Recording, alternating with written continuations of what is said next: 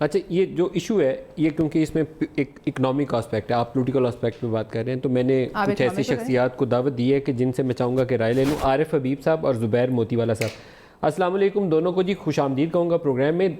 आरिफ हबीब साहब, पहले आपसे राय चाहूँगा, एमनेस्टी लोग अभी तक अप्लाई करने से गुरेज क्यों कर रहे हैं?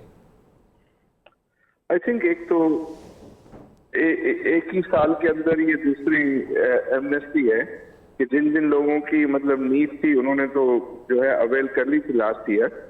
और दूसरी आई थिंक वजह ये है कि लास्ट टाइम जो है वो कैश अलाउ किया था उन्होंने एमनेस्टी में जो है वो डिक्लेयर करना। इस दफा जो है उन्होंने कहा है कि आपको जो है वो कैश बैंक में जमा कराना होगा। तो आई थिंक ये दूसरी वजह जो है वो मेरी नज़र में उसकी है।